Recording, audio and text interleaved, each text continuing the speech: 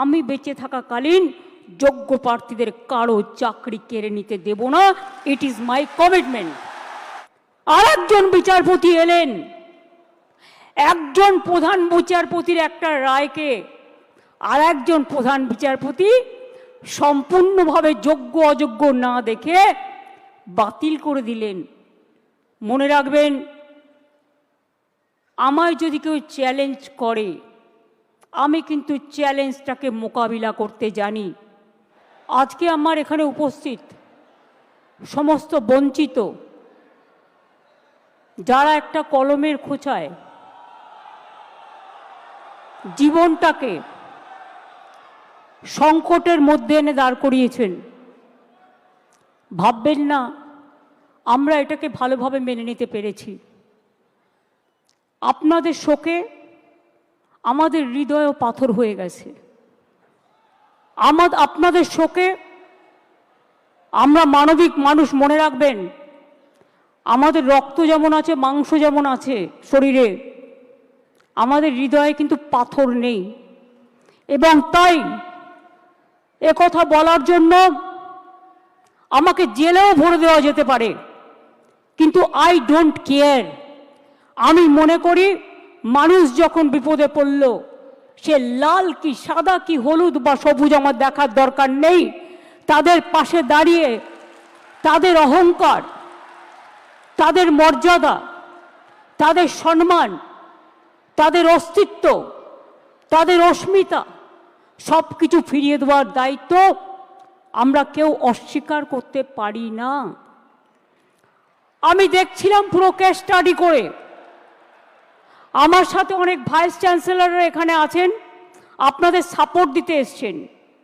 তেজিমালা, গুরুমনাগ, এমনকি দার্জিলিং থেকে এসছেন vice chancellor, professor Dipankar Kar vice chancellor, Amiya Kumar Panda vice chancellor, Rupkumar Barman vice chancellor, professor Saurin Bandyopadhyay vice chancellor, professor Gautam Ghosh vice chancellor, এছাড়াও deprived teacher অ্যাসোসিয়েশনের আজারউদ্দিন হালদার, পায়েল মিশ্র, ধীতিশ মণ্ডল সহ সুভদ্রা, আবুল বাসার, বিখ্যাত নলিনী বেরা সহ আমার সহকর্মীরা সহ সকলে এখানে আছেন।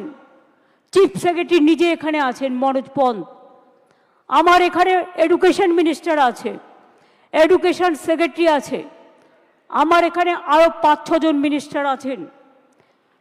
আমি আপনাদের বলবো, যারা যোগ্য, যারা বঞ্চিত হয়েছেন, আসুন আমরা দুটো ভাগে ভাগ করি। এখনো পর্যন্ত সুপ্রিম কোর্ট আমাদের জানাতে পারেনি কারা যোগ্য আর কারা অযোগ্য। আইনে বলা আছে 9,000-10,000 people can go scot free, but one innocent cannot be punished. এটা হচ্ছে আইনের প্রিন্সিপাল। 2022 থেকে খেলা শুরু করেছিল, একটা নোংরা খেলা। চাকরি দেওয়ার ক্ষমতা নেই, চাকরির কারার যাদের ক্ষমতা আছে তাদের আমি ধিক্কার জানাই। আপনাদের একটা জিনিস বুঝতে হবে, কোনটা মুখ আর কোনটা মুখোশ। কারা যাত্রাপালার মাধ্যমে আপনাদের ভুল বোঝাচ্ছে। রাজ্য সরকার সর্বতোভাবে প্রচেষ্টা নিয়েছিল। প্রথমে সিঙ্গেল বেঞ্চে, আমি যদি মিথ্যে কথা বলি আপনারা আমাকে ধরিয়ে দেবেন, কারণ আপনারা সকলে এর সঙ্গে অবগত আছেন। প্রথমে অভিজিৎ বাবুর বেঞ্চে, সিঙ্গেল বেঞ্চে একাদশ দ্বাদশ শ্রেণী বাতিল করে দেওয়া হয় লিস্ট। তারপরে ডিভিশন বেঞ্চে অন্যান্যদেরটা সবটাই করা হয় এবং সিবিআইকে কেসটা দেওয়া হয়। আমরা সিবিআইকে নন কোঅপারেশন করিনি। আমরা বলেছিলাম বাছুন কে যোগ্য আর কে অযোগ্য। যদি কেউ অযোগ্য হয়, তথ্য প্রমাণ দিয়ে প্রমাণিত করতে পারেন, নিশ্চয়ই গভর্নমেন্ট মানে এসএসসি সেটা মেনে নেবে। আমার মানতে কোনো আপত্তি নেই। কেউ যদি কোনো ভুল করে থাকে তার দায়িত্ব আমরা কেন নেব? আমরা চাই কোনো যোগ্য ব্যক্তির যেন চাকরি না যায়, এটা আমরা অলওয়েজ চাই। কিন্তু কিন্তু ব্যাপারটা কিভাবে বলা হচ্ছে, বলছে 26-এ ভোটে পরাজয় হলে আমরা চাকরি করে দেব। যারা বলছেন, আমি একটা কথা আপনাদের বলি, তারপরে আপনাদের কথায় আমরা কি করতে পারি আমি আসব।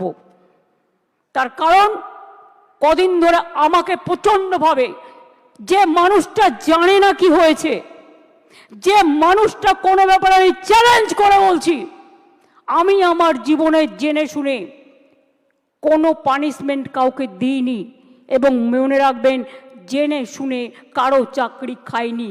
তাই অনেক বদ হজম হওয়া সত্ত্বেও আমি সিপিএমের একটারও চাকরি খাইনি, যারা 34 বছর অনেক অন্যায় করে গেছে। কারণ আমি বলেছিলাম বদল চাই, বদলা নয়। কিন্তু তার মানে এই নয় তুমি গিয়ে কেন অ্যাপ্লাই করলে। ফার্স্ট কোয়েশ্চেন আমার, whether Vikas Bhattacharya will be isolated or not politically. This is my first question. CPM has to answer why he is cancelling all this list. আজকে বাইরে আমার নামে বড় বড় কথা বলছো, আমি তো করিনি, আমি তো চাকরিগুলো দিয়েছিলাম, আমার সরকার দিয়েছিল। একটা দুটো কাজ করতে গেলে ভুল হতে পারে, সে ভুল সংশোধন করে নেওয়ার জন্য তুমি প্রশাসনকে সময় দাও, তা তো তোমরা দাওনি। Right to make blunders, Netaji Subhash Chandra Bose বলেছিলেন ভুল করাটাও একটা অধিকার। যদি কারো ভুল হয়ে থাকে সেই ভুলটাকে সংশোধন করার দায়িত্ব কার? কোর্ট যদি প্রশাসনকে দিত, কোর্ট নিশ্চয়ই কোর্টের কথা মেনে প্রশাসন যে কাজটা করতে পারত। তারপরে গেল ডিভিশন বেঞ্চে, সব বাতিল। আমার মনে আছে সঙ্গে সঙ্গে আমি এডুকেশন ডিপার্টমেন্টকে বললাম, সব ভালো ভালো লয়ার দিয়ে 2024-এ আমি দুর্গাপুরে মিছিল করছি ইলেকশনের সময়। তখন হঠাৎ খবর পেলাম যে, তখন কি খবর পেলাম শুনুন, যাদের ভালো লাগবে না তারা নিজেদের জায়গা মতো থাকতে পারেন, আমার কোনো অসুবিধে নেই, বাট যেটা দরকারি সেটা আমার বলতে হবে। আমার কথা আমি সারাক্ষণ গালাগালি খাবো, আর আমার কথা আমি কাউকে বলতে পারবো না ভাই বোনেরা আমার, তা কি হয়? আমরা তো সবাইকে ডেকেছি। যার ইচ্ছে থাকবেন, যার ইচ্ছে শুনবেন, যার ইচ্ছে গ্রহণ করবেন, যার ইচ্ছে বর্জন করবেন। গণতান্ত্রিক অধিকার সবার আছে, কিন্তু মনে রাখবেন মানুষ যখন বিপদে পড়ে তাকে ধৈর্য ধরে শুনতে হয়। 2024 সালে আমি আসানসোলে দুর্গাপুরে মিছিল করছি, আমার কাছে খবর এলো সুপ্রিম কোর্টে আমরা যখন অ্যাপিল করেছিলাম যে হাইকোর্টের রায়টাকে স্টে করে দেওয়ার জন্য, এবং তদানীন্তন বিচারপতি মিস্টার রেসপেক্টেড চন্দ্রজিৎ, আমাদের চন্দ্রচূড়জি সেটাকে স্টে করে দেন।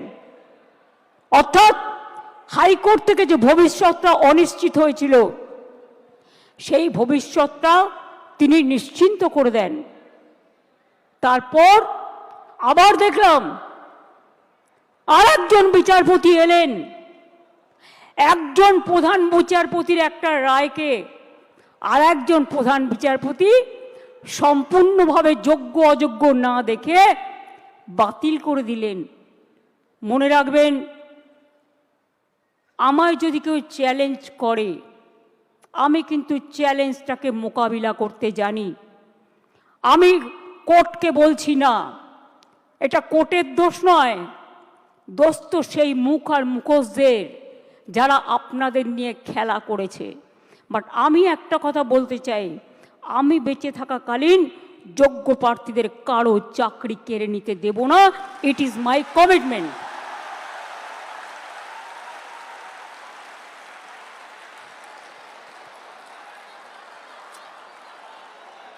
শিক্ষা ব্যবস্থাকে ভেঙে পড়ার জন্য,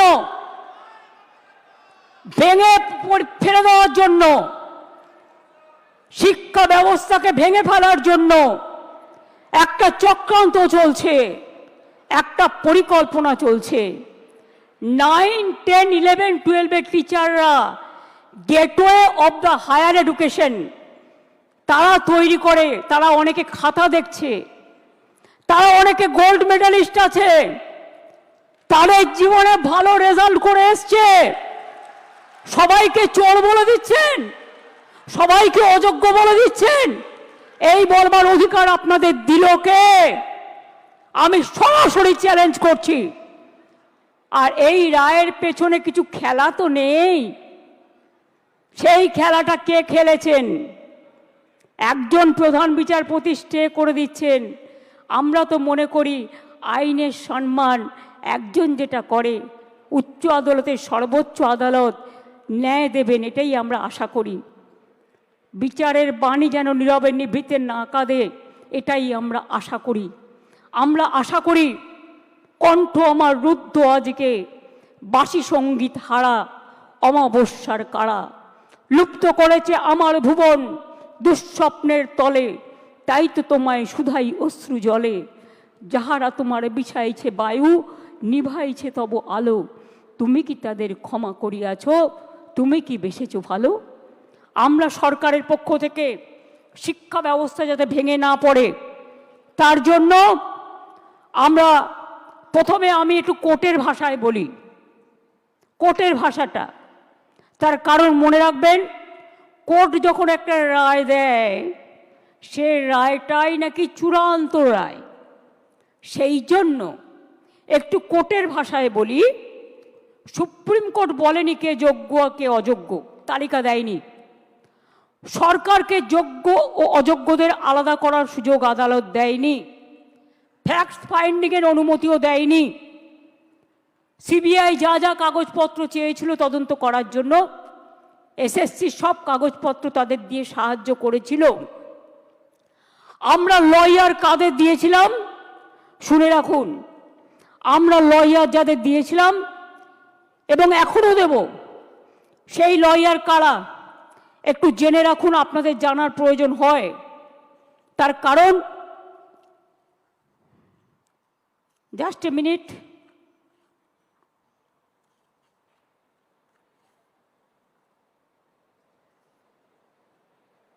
সম্ভবত আমার যতটুকু মনে আছে অভিষেক মনু সিংভি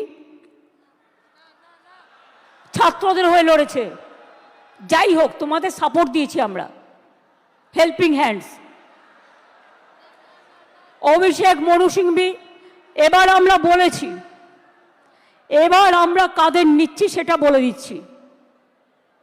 আমরা অভিষেক মনু সিংভিকে বলছি, আমরা কপিল সিব্বলকে বলছি, আমরা রাকেশ দ্বিবেদীকে বলছি, আমরা কল্যাণ ব্যানার্জিকে বলছি, আমরা প্রশান্ত ভূষণকেও বলতে বলেছি, এবং তাছাড়াও আরও অনেক লিগাল ফার্ম থাকবে যারা রাজ্য সরকারের হয়ে যোগ্য টিচারদের সমর্থনে আইনের লড়াই করবে।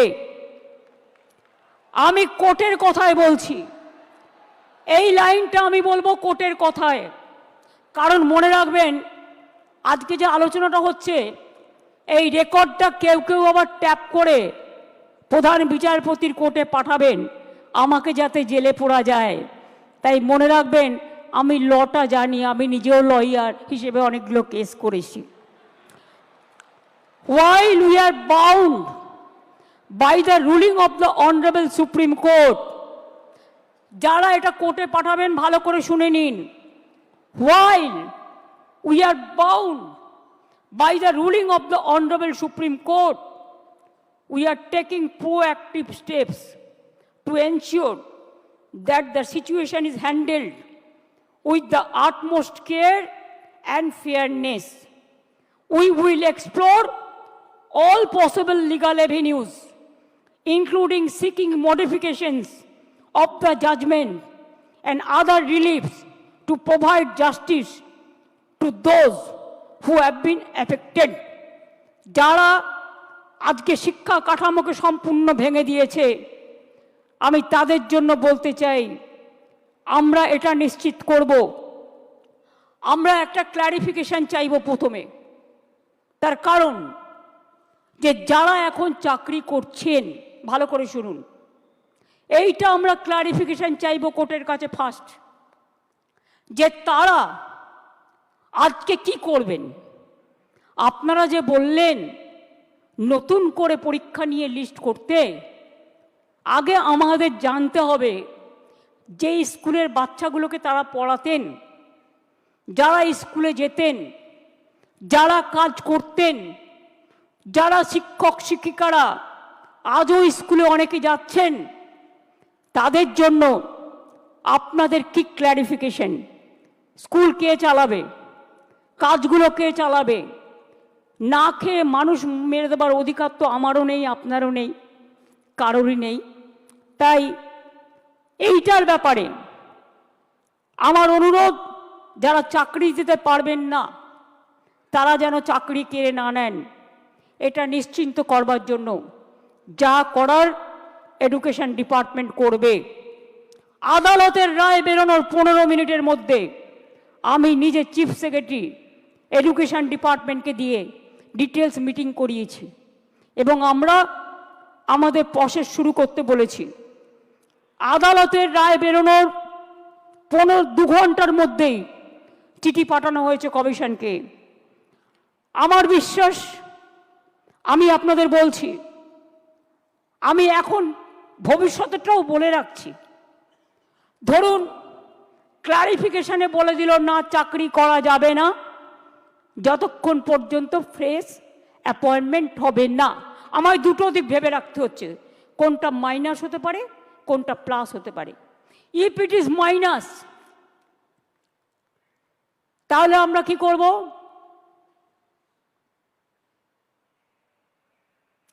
মাইনাসেরটা আমার না বলাই ভালো, আমার মাথায় কিছু আছে। আমি ধরে নিচ্ছি এটা প্লাস হবে। প্লাস মানে নিশ্চয়ই ক্লারিফাই করে let the good sense prevails, এবং তারা যারা যোগ্য তাদের চাকরি না কেড়ে নিয়ে তাদের কাজ করবার সুযোগ দেবেন। বাই চান্স যদি না দেয় তাহলেও মনে রাখবেন, যারা যোগ্য তাদের চাকরি নিশ্চিন্ত করার দায়িত্ব সরকারের।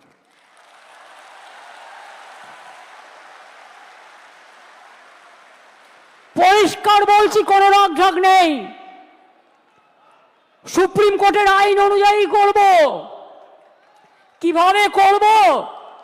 যখন কেউ পথ দেখায়, পথের মধ্যেই পথ খুঁজে নেয়। পথে চলতে গেলে গর্ত আসতে পারে, পথে চলতে গেলে কিছু রাস্তা ভাঙা থাকতে পারে, বাট ভাঙা রাস্তা পেরিয়েই মানুষকে এগিয়ে যেতে হয় সফল রাস্তায়। এবং তাই মনে রাখবেন, আমাদের plan A ready, B ready, C ready, D ready and E ready. মনে রাখবেন, এই যোগ্য টিচারদের চাকরি যাতে কোনোভাবে না যায়। যদি বলে তোমাকে 2 মাসে প্রসেস করতে হবে, আপনাদের তো কেউ চাকরি টার্মিনেট করেনি এখনো পর্যন্ত, করেছে কি? কোনো নোটিশ পেয়েছেন? আপনার বিরুদ্ধে দুর্নীতি না যদি প্রমাণ করতে পারে তো কি আপনাকে কেউ যেতে বারণ করেছে? যান না, আপনি আপনার কাজ করুন না। আপনার কাজ কে বারণ করেছে? আপনারা বাচ্চাদের শিক্ষা দেবেন না? আপনারা বাচ্চাদের পড়াবেন না? আপনারা স্কুলগুলোতে ক্লাস করবেন না? হ্যাঁ, তখন যদি সুপ্রিম ভলেন্টারিলি সার্ভিস কিন্তু সবাই দিতে পারে, সেখানে কিন্তু আটকাবার কোনো জায়গা নেই কারো। সেখানে কি করে আপনাদের চলবে? ধরুন ধরে নিলাম ওরা করলো না, বলল না হবে না, তখন আমি কি করব? তখন আমি এডুকেশন ডিপার্টমেন্টকে রিকোয়েস্ট করতে পারি। কি রিকোয়েস্ট? এটা আমরা লিগাল আলোচনা করেই বলছি যে 2 মাস বলেছে তো 3 মাসের মধ্যে প্রসেস কমপ্লিট করতে হবে। যারা চাকরি করছেন, দাঁড়া, আরে ভাই আমি মাইনাসটা তো বলে রাখবো। ধরুন যদি না করে সুপ্রিম কোর্ট, তাহলেও মনে রাখবেন অল্টারনেটিভ যা করার আমরা করব। এবং সেক্ষেত্রে আপনারা যাতে আবার চাকরি ফিরে পান তার ব্যবস্থা প্রসেসের মধ্যে দিয়েই 2 মাসের মধ্যেই কমপ্লিট হবে এবং আপনাদের চাকরি ব্রেক হবে না, কারণ আপনার এক্সপিরিয়েন্স এবং অ্যাডিশনাল কনসেশন আপনারা পাবেন যারা 10 বছর ধরে চাকরি করছেন। এটা মাথায় রাখবেন।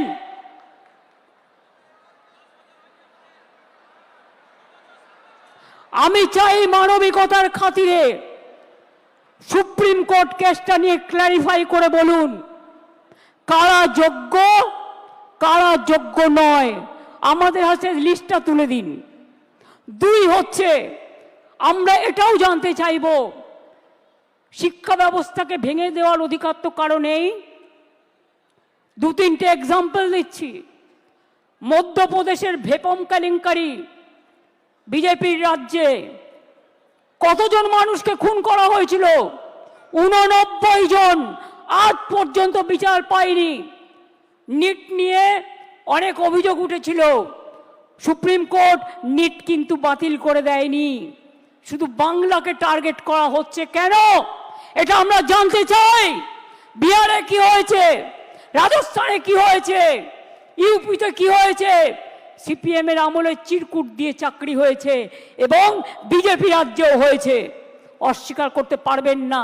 বাংলার ট্যালেন্টকে আপনারা ভয় পান। কাজে আজকে আমি কথা বলতে এসেছি, 2টো ভাগ এই পর্যায়ের, একটা যোগ্য আর একটা অযোগ্য। যোগ্যদের চাকরি যাতে যোগ্যরা ফিরে পায় মর্যাদার সাথে, সম্মানের সাথে, আমরা প্রথমে ক্ল্যারিটি চাইব। যদি ক্ল্যারিটি সুপ্রিম কোর্ট ক্লিয়ার করে দেয় আমরা সকলে গ্রেটফুল থাকব, আর যদি না করে তখন আমাদের রাস্তা থেকেই আমরা রাস্তা বের করে নিয়ে আপনাদের পাশে দাঁড়াবো, যাতে আপনাদের কোনো অসুবিধে না হয়।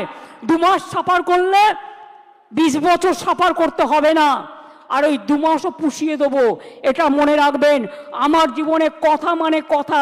আমি যদি কাউকে কথা দিই আমি লাস্ট পর্যন্ত সেই কাজটা করে দেখাই।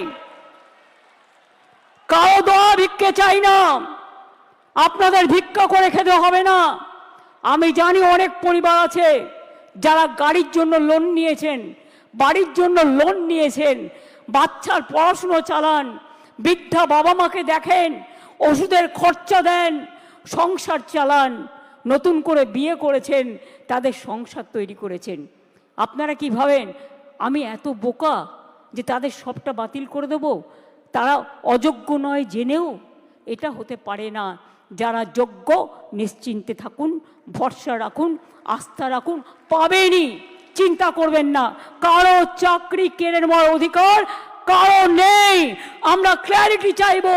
ক্ল্যারিটি যদি না হয় আগে পেছে সব আমরা ওটাকে ভরাট করে দেব। Don't worry. আপনারা পড়াশোনা করুন, আপনারা বাচ্চাদের মানুষ করুন, আপনারা সার্ভিসে যান, ভলেন্টারিলি সার্ভিস করুন। কেন আপনারা ভলেন্টারিলি করবেন?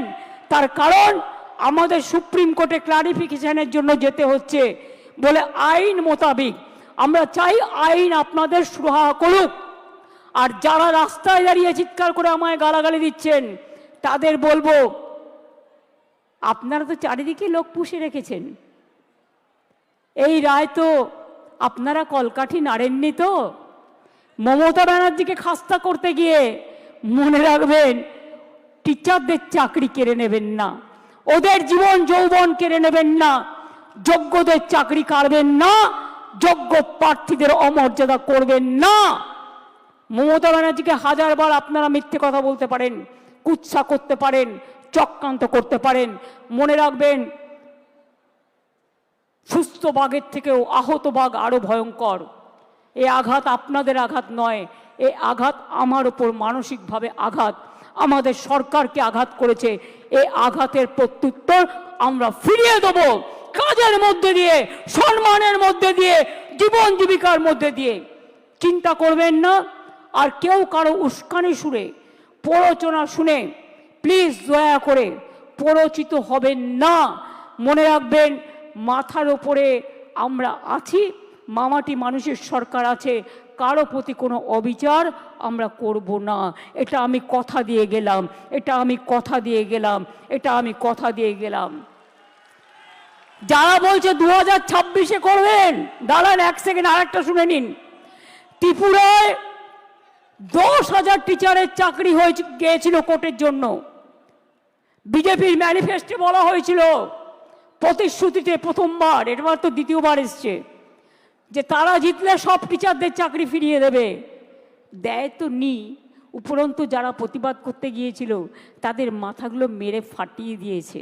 সুতরাং মনে রাখবেন, এদের বিশ্বাস করবেন না, এরা দুমুখে কেউটে সাপ। আমরা এক নয়, এটা মাথায় রাখবেন। আম গাছে কখনো আমরা ফলে না, আর আমরা গাছে কখনো আম ফলে না, এটা মাথায় রাখবেন।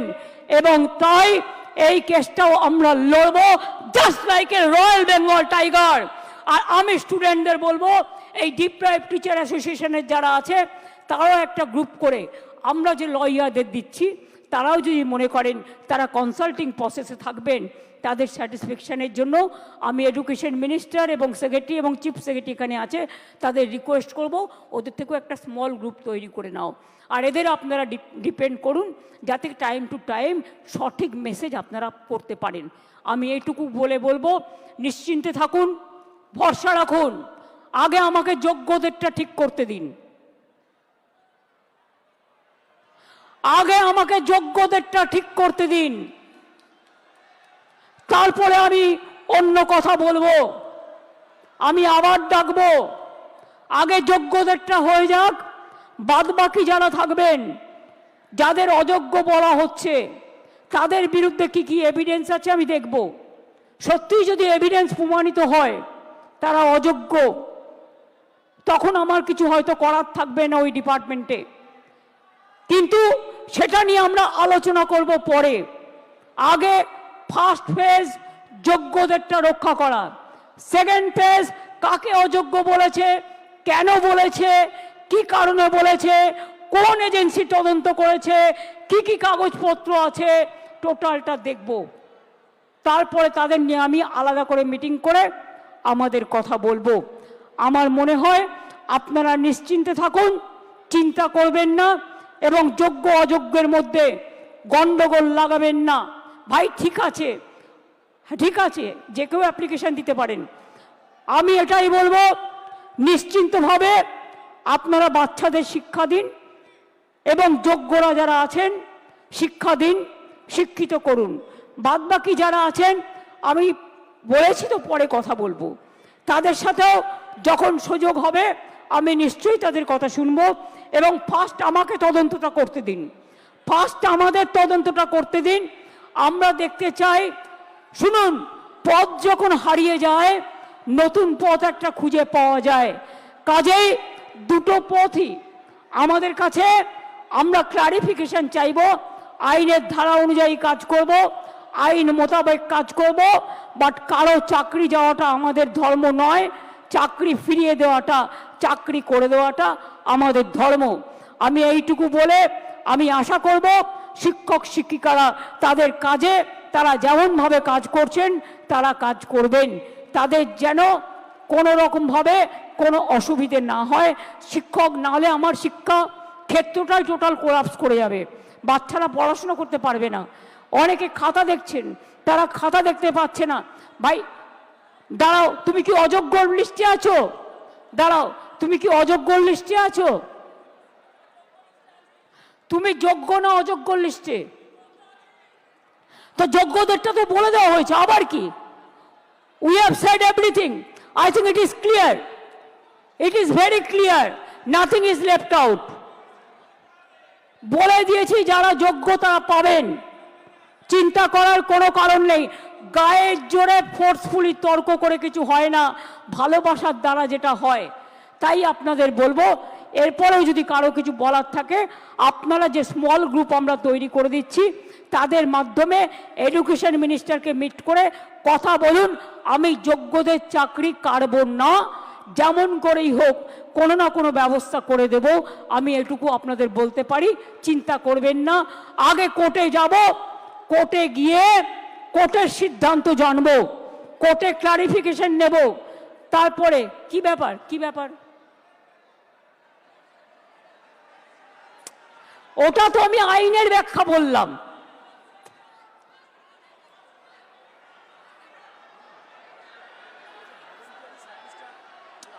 আরে ভলেন্টারিলি বলছি না, শুনুন, আমি কোর্টের ভাষা বলছি। Please understand, now we are under the court verdict and court judgment. আর আপনাদের রিপ্রেজেন্টেশন এখানে আছে। আমি কেন বলছি, কোর্ট আমায় বলতে পারে আমি বাতিল করলাম, তুমি ওদের কেন যেতে বলছো? আমি যেতে বলছি এই কারণে যে যে কেউ সার্ভিস দিতে পারে ফর হিউম্যানিটি, তাদের সার্ভিস কেউ করতে পারে না। সুতরাং কোর্টের আইন মেনেই যোগ্যদের জন্য ওদের পথ দুটো খোলা আছে। মনে রাখবেন, কোর্টের আইনেই দুটো পথ খোলা আছে। সেই পথ খোলা থেকেই আমরা আপনাদের ব্যবস্থা করে দেব যাতে কেউ চাকরি না হারান। প্লিজ আন্ডারস্ট্যান্ড, আমাদের কোর্টের অর্ডারও মানতে হবে, কোর্টে ক্লারিফিকেশনও চাইতে হবে, রিভিউ পিটিশনও করতে হবে। সেই জন্য বলছি, যতক্ষণ পর্যন্ত রিভিউ পিটিশনটা ক্লিয়ারেন্স না হচ্ছে আপনারা আপনাদের কাজ তো করতে পারেন। কে বাধা দিয়েছে? আপনাদের তো গভর্নমেন্ট থেকে টার্মিনেট লেটার দেয়নি। So why you are asking me? Don't repeat this question না, এটা আপনার মাইনাস হতে পারে। বুদ্ধি খরচ করুন, বুদ্ধিমানেরা বুদ্ধি খরচ করে, বুদ্ধি খরচ করে কাজ করুন।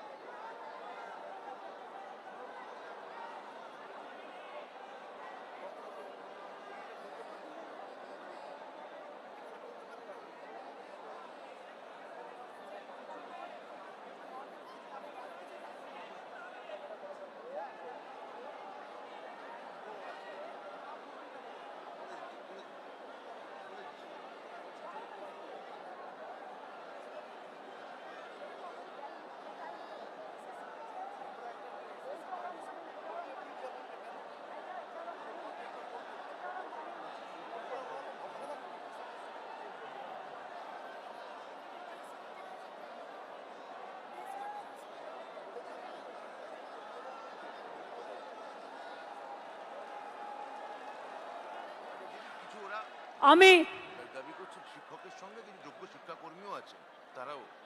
আচ্ছা, যোগ্য শিক্ষাকর্মীও যারা আছেন তাদেরও আমি আলাদা করে দেখছি না, আপনারা আপনাদের কাজ করবেন। আর যোগ্য আর অযোগ্যদের লিস্টটা আমরা সুপ্রিম কোর্টের কাছে চাইব, ঠিক আছে? তারপরে আমরা ডিসিশন নেব।